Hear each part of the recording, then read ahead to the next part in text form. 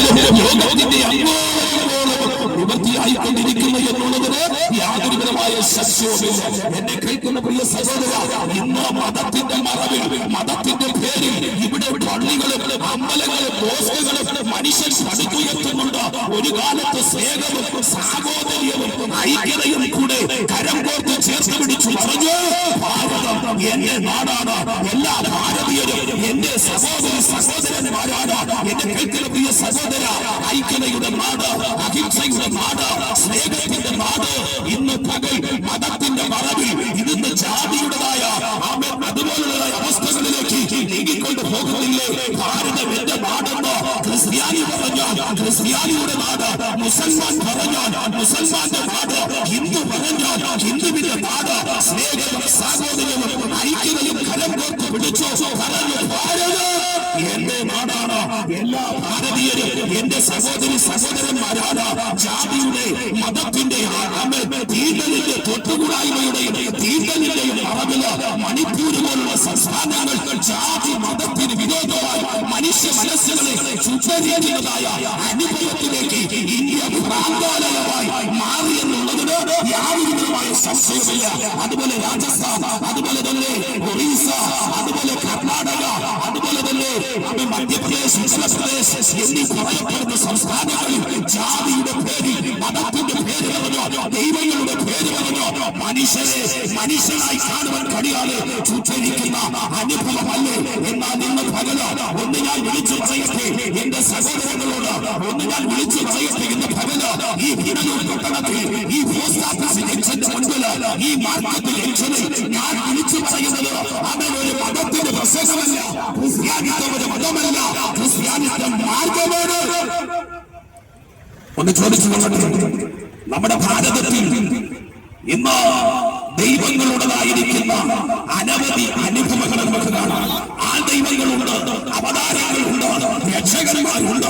ഒന്ന് ചോദിച്ചു കൊള്ളട്ടെ എന്നെ കേൾക്കുന്ന പ്രിയ സഹോദരങ്ങളെ, ഇന്ന് പകല അത്തരത്തിൽ ഇന്ന് നമ്മുടെ രാജ്യം, മനുഷ്യ സമൂഹം ഇന്ന് ഇത്തരത്തിൽ പിടിയമർന്ന മതത്തിന്റെ പേരിൽ വൈരാഗ്യ ബുദ്ധികൾ വളർന്ന മതത്തിന്റെ പേരുകളിൽ അമ്പലങ്ങളും മോസ്കുകളും പള്ളികളും പടുത്തുയർത്തി അതൊക്കെയും ഇന്ന് ആയുധശാലകളായി മാറി മനുഷ്യനെ തിരിച്ചറിയുവാൻ കഴിയാതെ അവൻ മാതാവിനെ, സഹോദരനെ, അപ്പനെ, മക്കളെ, കൊച്ചുമക്കളെ തിരിച്ചറിയുവാൻ കഴിയാതെ മനുഷ്യൻ മതത്തിന്റെ മറവിൽ ദൈവങ്ങളുടെ പേര് പറഞ്ഞു പൊട്ടിത്തെറിച്ച ഒരു ഭ്രാന്താലയമായി ഭാരതം മാറിപ്പോയി എന്നുള്ളതിന് യാതൊരു വിധമായ സംശയവുമില്ല.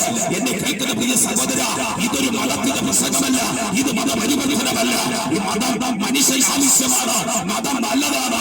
പക്ഷേ ഒരു കാര്യമുണ്ട്, ഇന്ന് മകൻ ഞങ്ങൾ ഉയർത്തിപ്പിടിക്കുന്നത് ഒരു മാറ്റത്തിന്റെ സന്ദേശമാണ്, മനസ്സ് മാറ്റുന്ന പ്രക്രിയയാണ്. മതം എന്ന് പറഞ്ഞാൽ മനസ്സ് മാറാതെ മതം മാറിയിട്ട് കാര്യമില്ല.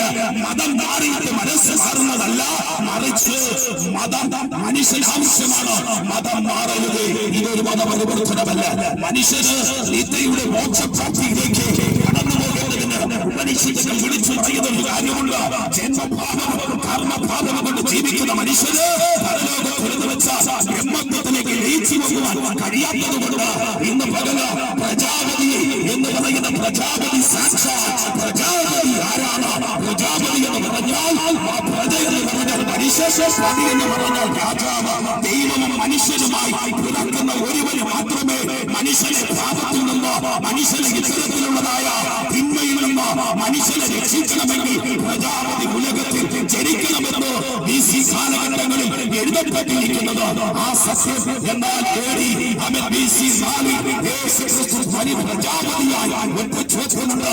ജനിക്കുമ്പോൾ തന്നെ രാജാവ്, മരിക്കുമ്പോൾ രാജാവുമായി ഉലക ചരിത്രത്തിൽ ജനിച്ചു മരിച്ച അടക്കപ്പെട്ട് ഉയർത്തേറ്റ ഓരോരോ വ്യക്തി ഉണ്ടെങ്കിൽ ഈ ചന്തയുടെ പ്രദേശത്ത് ഞാൻ ഉയർത്തിപ്പിടിക്കുന്ന നസ്രായനായ യേശുവല്ലാതെ മറ്റാരും തന്നെ ഇല്ല എന്ന ഈ അഭിമാന മനസ്സരം എനിക്ക് പറയുവാൻ കഴിയും. കാരണമെന്ന് കേട്ടുകഴിഞ്ഞാൽ എന്നാൽ ഈ യേശുവിന്റെ ജനത്തിങ്കിൽ ചോദിച്ചൊരു ചോദ്യം, യഹൂദന്മാരുടെ രാജാവായി പിറന്നവരുടെ യഹൂദ എന്ന് പറയുന്നത് ഒരു മതമല്ല, ഒരു ജാതിയല്ല, മറിച്ച് യഹൂദന്റെ അർത്ഥം യഹൂദൻ ഇസ്രായേൽ എന്ന് പറഞ്ഞാൽ ദൈവത്തിന്റെ പ്രഭു എന്നർത്ഥം. എന്നെ കേൾക്കുന്ന പ്രിയ സഹോദരങ്ങളെ, ലോകരക്ഷിതാവായി ഉലക ജനത്തിൽ ജനിച്ച ഒരു വ്യക്തിയുണ്ടെങ്കിൽ യേശു ക്രിസ്തു ജനത്തിൽ പറഞ്ഞു ഇതാ ഒരു മകൻ